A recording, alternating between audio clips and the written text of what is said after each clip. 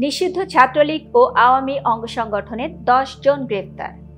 আওয়ামী অঙ্গ সংগঠনের ১০ জন গ্রেপ্তার। ঢাকা মেট্রোপলিটন পুলিশের গোয়েন্দা বিভাগ ডিবি রাজধানীর বিভিন্ন এলাকায় পৃথক পৃথক অভিযান চালিয়ে নিষিদ্ধ ঘোষিত ছাত্রলীগ ও আওয়ামী লীগের অঙ্গ সংগঠনের ১০ জন নেতাকর্মীকে গ্রেপ্তার করেছে।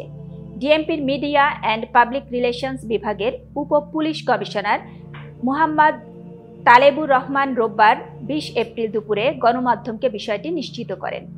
গ্রেফতারকৃতদের মধ্যে রয়েছেন ঢাকা মহানগর উত্তর ছাত্রলীগের উপদপ্তর সম্পাদক মোহাম্মদ সাব্বির আহমেদ নির্ঝর ২৮, মহানগর উত্তর ছাত্রলীগের পরিবেশ বিষয়ক উপসম্পাদক কামরুল আহসান নিশাদ ২৮, শাহবাগ থানার ২০ নং ওয়ার্ড ছাত্রলীগের যুগ্ম সাধারণ সম্পাদক ইব্রাহিম খলিল ওরফে কালু ২৫, ঢাকা মহানগর দক্ষিণ ছাত্রলীগের সাংগঠনিক সম্পাদক শাকিল হোসেন ওরফে জীবন ৩০, মোহাম্মদপুর থানার ২৯ নং ওয়ার্ড আওয়ামী লীগের সহ সভাপতি ওহিদ এম আর রহমান ৫০, আওয়ামী স্বেচ্ছাসেবক লীগের সহ সভাপতি শামীম শাহরিয়ার ৫৮, ডেমরা থানার পাইটি ইউনিট আওয়ামী লীগের সভাপতি মোহাম্মদ ইলিয়াস কাঞ্চন ৬৪, ৩৩ নং বংশাল ইউনিটের যুব লীগের সভাপতি মোহাম্মদ হোসেন মাসুম ৫৮, ঢাকা মহানগর উত্তর ২৭ নং ওয়ার্ড যুবলীগের যুগ্ম সাধারণ সম্পাদক ও হাবিবুল হাসান রতন ৩৪ ও উত্তর বাড্ডা এলাকার ছাত্রলীগ কর্মী রবিন দেওয়ান ২৯।